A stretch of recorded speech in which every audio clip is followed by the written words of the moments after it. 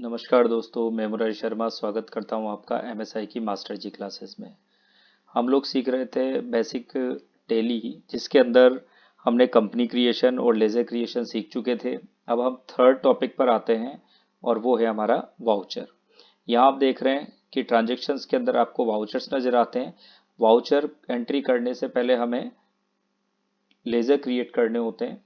अभी हमने laser creation सीख चुके हैं, मैं डायरेक्टली आपको वाउचर्स पर ही लेजर क्रिएट कैसे करते हैं वो भी बता दूंगा यहीं से, और यहीं से हम एंट्री करना देखेंगे।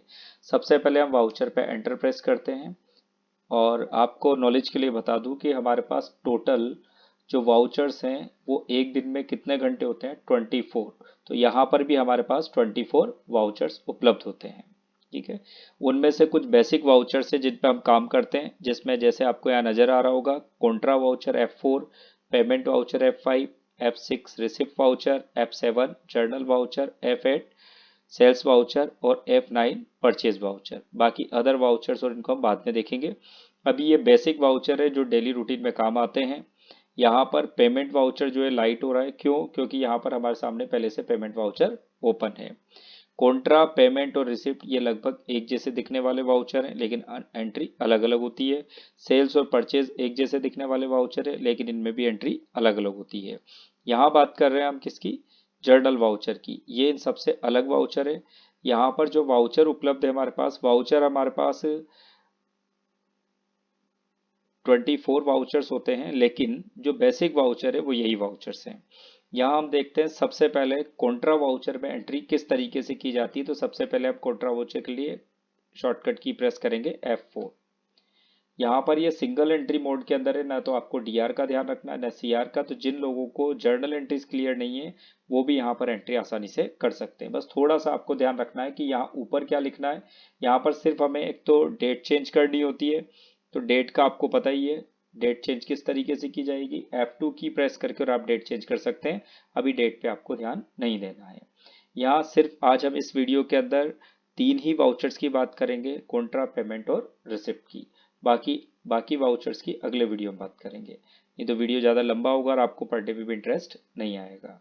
यहाँ देखते हैं हम कॉन्ट्रा वाउचर, और कॉन्ट्रा वाउचर में किस तरीके की एंट्री की जाती है। तो सिर्फ तीन तरीके की एंट्री कॉन्ट्रा वाउचर में करते हैं। आप इसको प्रैक्टिकली समझें, अगर आपका बिजनेस है तो आप क्या क्या काम करते हैं, तो उसी तरीके से आप आसानी से समझ पाएंगे।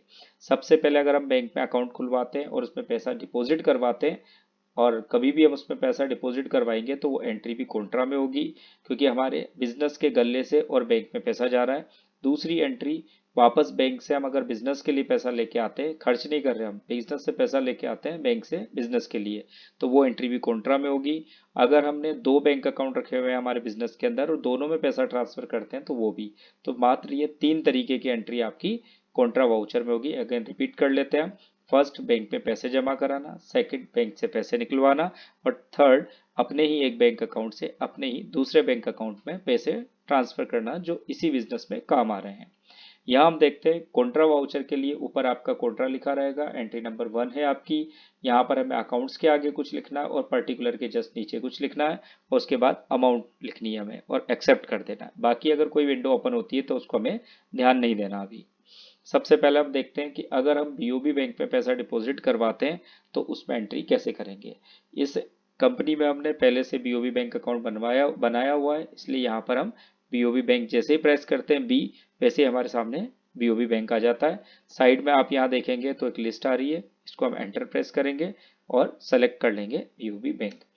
जिसमें भी पैसा डिपॉजिट होगा, कॉन्ट्रा वाउचर का ये रूल है, जिसका भी पैसा बढ़ेगा उसको हम अकाउंट्स के आगे लिखेंगे, मतलब ऊपर की तरफ लिखेंगे, और जिसका भी पैसा डाउन जाएगा मतलब कम होगा वो हम लिखेंगे पर्टिकुलर में। तो हमारे जो गले में से पैसा जाता है उसको हम कैश बोलते हैं, बैंक में जो पैसा जाएगा वो बैंक कहलाएगा। यहाँ हम कैश लिखते हैं, कैश बाय डिफॉल्ट टेली बना कर देता है हमें, एंटर।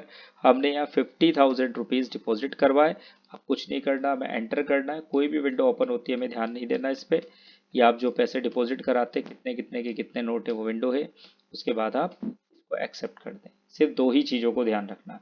अब मुझे वही पैसा बैंक से निकलवाना है जिसमें 2,000 रुपये बैंक से निकलवा लेते हैं हम। तो अब मेरे गले का बैलेंस बढ़ेगा, मतलब बिजनेस का, तो मैं यहाँ पर कैश लिखूंगा और केस सेलेक्ट किया। इसके बाद यहाँ पर मैं लिखूंगा बैंक, क्योंकि कैश मेरे पास आ रहा है, पैसा कहाँ से कम हो रहा है, बैंक से। तो यहाँ पर मेरे पास 2000 रुपीज़ हम बैंक से निकाल लेते हैं और एंटर करके इसको एक्सेप्ट कर देते हैं। थर्ड एंट्री हमारे एक बैंक अकाउंट से दूसरे बैंक अकाउंट में पैसा ट्रांसफर करना। अभी हमारे पास बीओबी में पैसा है तो हम पीएनबी में ट्रांसफर करेंगे। पीएनबी बैंक को हम प्रेस करते पहले पीएनबी, तो यहाँ पर पीएनबी बैंक अकाउंट नहीं है। तो हम यहाँ देखते हैं क्रिएट ऑप्शन है, तो क्रिएट ऑप्शन पर हम जाते हैं और एंटर प्रेस करते हैं। हमारे सामने लेजर ओपन हो गया और यहाँ पर हम बना लेते हैं पीएनबी बैंक अकाउंट। और आप सभी को पता है कि ये बैंक अकाउंट किस में जाएगा, बैंक अकाउंट के अंदर जाएगा। और इसको हम एक्सेप्ट कर देते। यहाँ पर पीएनबी बैंक आ चुका है ऊपर, यहाँ देखेंगे आप। और अब हम पैसा कहाँ से ट्रांसफर कर रहे हैं, पैसा किसका कब होगा, बीओबी बैंक का। और अब यहाँ पर 20,000 रुपये ट्रांसफर कर देते हैं। अभी 20,000 है इसके अंदर, कुछ ध्यान नहीं देना हमें, लास्ट में बस एक्सेप्ट पे ध्यान देना है। तब तक एंटर प्रेस करते जाना है। एक्सेप्ट आ चुका है, एंटर प्रेस करेंगे, ये एंट्री हो चुकी है। यहाँ पर कॉन्ट्रा की 4th एंट्री आपसे मांग रहा है, तो 3 एंट्री कंप्लीट हो चुकी है। अब हम देखते हैं नेक्स्ट वाउचर आपका रिसिप्ट पेमेंट वाउचर। F5 की प्रेस करेंगे हम और पेमेंट वाउचर ओपन कर लेंगे। यहाँ पर हमें ध्यान रखना है पेमेंट वाउचर में ऊपर बैंक या कैश ही आएगा, बाकी जो भी लिखना हमें पर्टिकुलर के नीचे लिखेंगे।